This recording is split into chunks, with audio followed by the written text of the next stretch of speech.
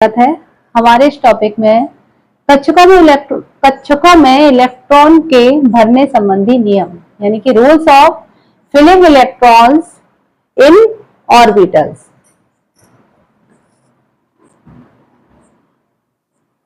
इसमें अगर हम रूल्स की बात करें तो तीन तरीके के रूल्स आते हैं। पहला है ऑफ बाउ का नियम, ऑफ बाउ प्रिंसिपल्स। दूसरा आता है पाउली का अपवर्जन नियम, पाउलीज पाउलीज एक्सक्लूजन प्रिंसिपल। तीसरा आता है हुंड का नियम या होल्स रूल्स। अब हम आपको एक एक करके तीनों नियम को समझाएंगे। आज एक स्पेशल डे है यानी कि हम लोगों का दिन, टीचर्स डे, शिक्षक दिवस। तो बहुत बहुत धन्यवाद उन विद्यार्थियों को, स्टूडेंट्स को जिन्होंने विश किया और हमसे मिलने भी आए। बहुत खुशी हुई, काफी दिन हो गए बच्चों से दूर रहते हुए, तो अच्छा लगा उनसे मिलके। और मेरी तरफ से उन सभी शिक्षकों को, अपने साथियों को शिक्षक दिवस की हार्दिक शुभकामनाएं। अपने प्यारे विद्यार्थियों से बस एक बात कहनी है कि आप कुछ ज्यादा मत करो। बहुत हम लोगों को, टीचर्स को इतनी उम्मीद नहीं है कि आप हमें एकलव्य की तरह अंगूठा काट के दे दो। एकलव्य की कहानी सभी जानते होंगे। तो उसने तो मूर्ति से सीखा था, मिट्टी की प्रतिमा बनाकर, उसके लिए भी अपना अंगूठा दान कर दिया। हम लोग तो साक्षात आपको सिखा रहे हैं और कुछ नहीं चाहते कि आप हमें दो, बस रिस्पेक्ट करो, सम्मान करो अपने अध्यापकों का, टीचर्स का। बस रिस्पेक्ट चाहता है आपका टीचर, कुछ भी नहीं चाहता। बच्चों ने क्या बना लिया है, गाली देना, लड़ाई करना, कुछ समझते ही नहीं है। टीचर्स को बहुत कुछ आता है, उन ज्ञान का भंडार होते हैं आपके गुरु अध्यापक। आप सीखने की कोशिश तो करो, चाहते ही नहीं हो, लड़ जाओगे, गुंडे बनोगे। बेटा जी पूरी जिंदगी पड़ी है, कोई आपको सिखाने नहीं आएगा, कोई भी आपको इस तरीके से नहीं बताएगा जैसे आपके गुरु, आपके शिक्षक आपको सिखाते हैं। तो बस आज के दिन इतना कहना है कि अपने टीचर्स की रिस्पेक्ट करो, बस उनका सम्मान करो। आप अपने माँ बाप का सम्मान करते हो, माँ बाप और गुरु का स्थान तो भगवान के बराबर है, तो फिर गुरु का क्यों नहीं सम्मान करते? आपने एक सुना होगा, गुरुर ब्रह्मा गुरुर विष्णु गुरुर देवो महेश्वरा गुरुर साक्षात परम ब्रह्म तस्मै श्री गुरुदेव। गुरु को ही सब कुछ बताया गया है। तो बस आपसे एक रिक्वेस्ट है कि अपने टीचर्स की रिस्पेक्ट करें। आपको शिक्षा, आपको ज्ञान अपने आप अर्जित हो जाएगा। बस उनका कहना मानो और उनके बताए हुए रास्ते पर चलो। चलते हैं हम आज अपने टॉपिक पे। कुछ यादें आ गई बच्चों के बीच की, कुछ बातें थी, बता दी। अब चलते हैं। हमारा जो प्रिंसिपल है ऑफ बाउस प्रिंसिपल, इसको हमने आपको बताया था, इलेक्ट्रॉनिक विन्यास सिखाया था ना आपके लेक्चर में, जो इलेक्ट्रॉनिक विन्यास सिखाया था वही चीज है इस ऑफ बाउ प्रिंसिपल में। इसमें क्या कहते हैं, इलेक्ट्रॉन्स जो होते हैं ऑर्बिटल्स की जो एनर्जी लेवल बढ़ता हुआ होता है उसमें एंट्री करते हैं। ये हमने आपको बताया भी था कैसे होता है, 1s 2s 2p बताया था सास पास पास करके। इसमें हम बस थोड़ा सा हिंट दे रहे हैं। अगर आपको समझ में नहीं आता है तो आप मेरा वीडियो देख सकते हो, इलेक्ट्रॉनिक विन्यास वाला, इलेक्ट्रॉनिक कॉन्फ़िगरेशन वाला। इसमें बस हम आपको ट्रिक के जरिए लिख के बता रहे हैं आप ऑफ बाउ प्रिंसिपल कैसे लिखेंगे। हमने आपको एक ट्रिक बताई थी, वो थी सास पास पास दे पास दे पास फिर दे पास। आपने अगर पढ़ा है तो कोई दिक्कत नहीं होगी, और नहीं पढ़ा है तो भी समझ में आएगा। देख लो, और इलेक्ट्रॉनिक विन्यास वाला वीडियो देख लोगे तो आपको पूरा समझ में आ जाएगा। इसमें क्या होता है, 7 से हम लेंगे एस ब्लॉक। एस कहां से स्टार्ट होता है, 1s से। 1s, फिर दूसरा सा आ रहा है तो क्या करेंगे, 2s। अब पी के लिए क्या लेंगे, 2p। इसका एनर्जी लेवल बढ़ता हुआ है। 2p के बाद सा आ रहा है तो सा हम कहां तक यूज कर चुके थे, 2s तक कर चुके थे ना, तो यह कौन सी एस आएगी, 3s। 3s हो गई। अब हमें पता होना चाहिए पा यूज हो रहा है, तो p हम कौन सी यूज कर रहे हैं, 2p यूज कर चुके, तो कौन सी p आएगी, 3p। अब 3p के बाद हम सा मीन्स s, 3s लिख चुके हैं, तो आगे कौन सी s आती है, आगे आएगी 4s। अब d पहला आ रहा है, दे मीन्स d, तो d के लिए हम यहाँ कर क्या करेंगे, d के लिए करेंगे 3d से स्टार्ट होता है हमारा d। अब फिर आ रहा है पा, तो p कहां तक हो चुका है, 3p हो चुका है, तो हम यहां पर क्या करेंगे 4p। 4p के बाद फिर से आ रहा है तो क्या करेंगे 5s। अब इसका बढ़ता हुआ एनर्जी लेवल साइन लगाएंगे। अब दे कौन सा आ रहा है, दूसरा दे है, तो दूसरे दे के लिए क्या करेंगे, यहां पे करेंगे 4d। अब हमें पता है यहां पे कौन सा पा, तो पा 4p यूज कर चुके हैं। 4p के बाद 4 के बाद गिनती कौन सी आती है, 5 आती है ना, तो यहां हम करेंगे 5p। फिर सा यूज हो रहा है, 5s यूज हो चुकी, तो क्या करेंगे यहाँ 6s। क्लियर, इतना कंफर्म हो चुका है। फिर इसका एनर्जी का बढ़ता हुआ लेवल इधर की तरफ, यानी कि F की तरफ। F कौन सा आ रहा है, 4 से स्टार्ट होता है, 4f। अब ये हो गया, फिर दे पास एक बार और लिखेंगे, फिर दे पा और सा को कर देंगे सर्किल में, क्योंकि हमारा इतने से ही काम चल जाता है। आगे बढ़ेंगे तो ऐसे बढ़ा सकते हैं एनर्जी लेवल्स को, यहीं से काम करेंगे। फिर हमारा डा कौन सा आ रहा है, हम यूज कर चुके थे 4d, तो हमारा यहाँ कौन सा डी आएगा, 5d। Very good. अब पा यूज कर रहे हैं, कितने पा यूज हो गए, 5p हो गए पा से, तो यहाँ कौन सा आएगा 6p। अब s के लिए कौन सा यूज करेंगे, सा, तो सा कहां तक 6s हो गया, यहाँ कौन सा s आएगा 7s। फिर चलते हैं, f 4f हो चुका, तो यहाँ कौन सा f आएगा 5f। अब इसका फिर एनर्जी का बढ़ता हुआ लेवल। अब दे के लिए हमारा कितना डी हो चुका है, 5d हो चुका, तो यहाँ कितना डी करेंगे हम 6d। Very good. अब देखो, सॉरी 5d के बाद 6d, डी की 4 श्रेणी होती है, 3d 4d 5d और 6d।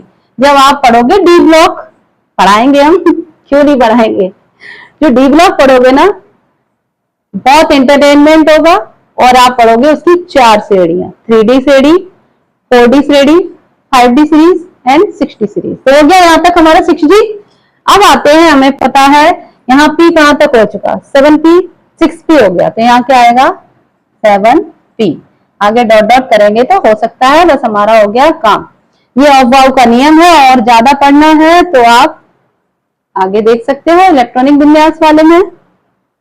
अब हम आते हैं आपके रूल्स के अंदर, जिसका नाम है पाउली का अपवर्जन नियम या पाउलीज एक्सक्लूजन प्रिंसिपल। इसमें क्या होता है, आपको क्वांटम संख्या पढ़ाई थी, याद है, एक बार देख लेना क्वांटम संख्या। तो क्वांटम इसमें क्या कहते हैं ये पाउली, कि किसी भी दो इलेक्ट्रॉन्स की चारों क्वांटम संख्याएं कभी बराबर नहीं होंगी। यानी कि 4 क्वांटम संख्याएं कितने टाइप्स की बताई थी, 4 टाइप्स की बताई थी ना। एक गोद लिया हुआ एस था लास्ट में 3 के पहले, तो टोटल कितनी हुई 4 क्वांटम संख्याएं। तो इन्होंने बताया किसी भी दो इलेक्ट्रॉन्स की चारों क्वांटम संख्याएं क्या बराबर नहीं होती, क्वांटम संख्याएं सेम नहीं होंगी, समान नहीं होंगी, सेम नहीं होंगी, यानी कि बराबर नहीं होंगी। ये किसने बताया था? पाउली के अपवर्जन नियम में। तो हम आपको बता दें इसमें क्वांटम संख्या कौन कौन सी थी। पहली होती स्मॉल n से दिखाते हैं, इसको कहते हैं मुख्य क्वांटम संख्या। मुख्य क्वांटम संख्या यानी कि ये हमारी क्वांटम संख्या को स्मॉल n से दिखाते हैं। अगर हमारा स्मॉल n बराबर 1 है, ठीक है, स्मॉल n बराबर 1 है, तो ये 1 किसको शो कर रहा है? आपको दिखाया था किसी भी ऑर्बिट के अंदर इलेक्ट्रॉन्स ऐसे चक्कर लगाते हैं, तो जब पहली कक्षा को हम क्या कहते हैं? 1 2 3, यानी कि इस पहली ऑर्बिट में है तो यहाँ n बराबर है 1। अब 1 के लिए क्या होगा? 1 के लिए आपका होगा n बराबर 1, यानी कि है आपका s ब्लॉक। s है, अब s में कितने इलेक्ट्रॉन्स होते हैं?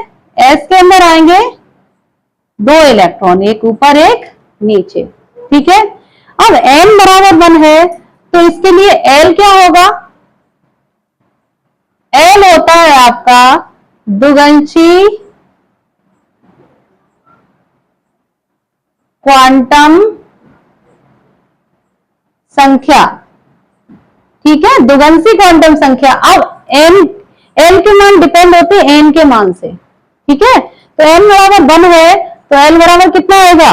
l बराबर आएगा 0, क्योंकि n के मान आते हैं, l के मान होते हैं 0 से लेकर n-1 तक। यानी कि हम आपको समझा चुके थे l के मान होते हैं 0 टू n-1 तक। तो ये आपके निकल आएंगे, ठीक है। तो आपका क्या निकला? l बराबर 0, और दोनों के लिए l बराबर 0 निकलेगा, क्योंकि दोनों इलेक्ट्रॉन्स में l बराबर क्या निकलेंगे? 0। l बराबर निकले 0, यही तो निकलेगा। तो हम क्या करेंगे? अब s की वैल्यू देखते हैं। s की वैल्यू यानी कि s होता है हमारा, सॉरी s नहीं, पहले m आएगा, मैग्नेटिक क्वांटम नंबर या चुंबकीय क्वांटम संख्या। इसको बोलते हैं चुंबकीय क्वांटम संख्या। चुंबकीय क्वांटम संख्या का क्या है कि m के मान डिपेंड होते हैं l के मान पर, यानी कि m के मान होते हैं -l से कहां तक? +l तक, यही तो होते हैं। अब हमें पता है l बराबर क्या है? 0, तो m का मान भी हमारा कितना निकलेगा? 0। अब हम आते हैं s की वैल्यू पर। ये दोनों मान हम देख रहे हैं यहाँ पे, n का मान 1 है तो दोनों के लिए एक एक, 2 इलेक्ट्रॉन्स के लिए एक एक आएगा। l के मान 0 आ रहे हैं तो m के मान दोनों के लिए क्या आएंगे? 0। और s जो है हमारी चुंबकीय क्वांटम संख्या, चुंबकीय सॉरी इसको बोलते हैं स्पिन क्वांटम नंबर या चक्रण क्वांटम संख्या। चक्रण क्वांटम संख्या, इसका क्या है? ये चक्रण क्वांटम संख्या क्या है? ये चक्कर लगाती है, यानी कि इलेक्ट्रॉन्स जो है ऊपर वाले के लिए होगा +1/2 और नीचे वाले के लिए कितना होगा? इसके लिए होगा -1/2। तो हमें क्लियर हो चुका है कि पाउली का अपवर्जन नियम कहता है कि किन्हीं 2 इलेक्ट्रॉन्स के लिए चारों क्वांटम संख्याएं समान नहीं होंगी। तो हम चारों को एक बार इकट्ठा लिख के दिखा दें, उसके बाद हम आएंगे आपका हुंड का नियम, ठीक है। हुंड का अधिकतम बहुलता का नियम भी बोलते हैं इसको। अब देखो n बराबर 1, ठीक है, ये 2 इलेक्ट्रॉन्स के लिए आएगा n बराबर 1, ठीक है। तो यहां l बराबर कितना आएगा? 0, इसके लिए भी होगा l बराबर 0, m बराबर 0, s बराबर +1/2। इसका दूसरा क्या है? m बराबर 1 तो l बराबर 0, m बराबर 0, S बराबर क्या होगा, -1/2। तो ये हमारे S ब्लॉक का होता है, एक इलेक्ट्रॉन ऊपर एक नीचे। इसके लिए ये क्लियर हो चुका। अब आते हैं हम हुंड का अधिकतम बहुलता का नियम या हुंड्स रूल। इसके अंदर इसमें क्या होता है, इस रूल्स के अंदर ये क्लियर किया जाता है कि इलेक्ट्रॉन्स जो होते हैं किसी भी ऑर्बिट में, इलेक्ट्रॉन्स किसी भी कक्षक में इस प्रकार भरे जाते हैं कि पहले खाली कक्षकों को भरा जाता है, उसके बाद उसमें दूसरे की पेयरिंग की जाती है। जैसे कि इसमें क्या होता है, इसमें आपको बताया गया है कि इलेक्ट्रॉन्स पहले इस तरीके से पेयरिंग की जाएगी, जैसे S ब्लॉक के अंदर P, D या F के अंदर। S के अंदर पहले जो ऑर्बिटल है उसमें एक एक की पेयरिंग कर ली जाएगी। S में तो एक ही है तो हम ऐसे कर देंगे। P में कितने होते हैं, 3। तो इनमें क्या होता है, पहले रिक्त कक्षकों यानी कि खाली ऑर्बिटल्स को भरा जाएगा, उसके बाद दूसरे में उसकी पेयरिंग की जाएगी। यानी कि इसमें कितने इलेक्ट्रॉन टोटल 2, इसमें कितने 6। तो डायरेक्ट आप कैसे करोगे, इसमें 6 ऐसे नहीं भरोगे, 2 2 4 5 है तो ऐसे भर दिए, तो ये क्या है आपका गलत हो जाएगा। इसका हम सही कैसे करेंगे, इसको ऐसे भरेंगे, इसकी पेयरिंग करेंगे इस तरीके से, ऊपर ऊपर ऊपर नीचे नीचे नीचे। हुंड कह रहे हैं कि भैया पहले सबको खाना बांटो, उसके बाद दोबारा में दोहराओ कि क्या क्या है क्या क्या नहीं है। ये नहीं कि आपके घर पे कोई खाना खाने आया है तो एक कोई सब कुछ खिला दो, वो आपका बहुत प्रिय है, और सारे लोगों को भूखा छोड़ दो। ऐसा नहीं करना है। आपके घर में जो भी है, नियम भी है, आपके घर में जो भी बनाया आपकी किचन में किसी को भी बख्शना नहीं है, सबको बराबर देना है। तो ऐसे ही क्या करते हैं ये हुंड वहां से सबको बराबर देने की बात कह रहे हैं। पहले आपको इसी तरीके से क्या है, इस डी ब्लॉक के अंदर 1 2 3 4 और 1 5 होते हैं। तो अगर इसमें टोटल इलेक्ट्रॉन्स कितने होते हैं, 10। तो वो कह रहे हैं कि पहले सबको 1 1 2, यानी कि पहले सारे ऑर्बिट को फिल करो, उसके बाद उसमें पेयरिंग करो। दोबारा है तो इसको दोबारा भरो। अगर सपोज किसी डी ऑर्बिट में कितने इलेक्ट्रॉन्स हैं आपके, 5 इलेक्ट्रॉन्स हैं, तो 5 को आपको ऐसे नहीं करना है, 2 2 4 और 1 5, ये आपका गलत हो जाएगा।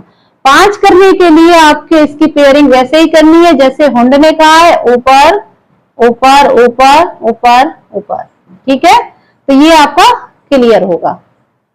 उसके बाद हम F ब्लॉक में आते हैं। तो F ब्लॉक का भी वही मानना है हुंड के लिए, 2 3 4 5 6 7, 2 3 4 5 6 7। F ब्लॉक के अंदर कितने इलेक्ट्रॉन्स आते हैं, 14।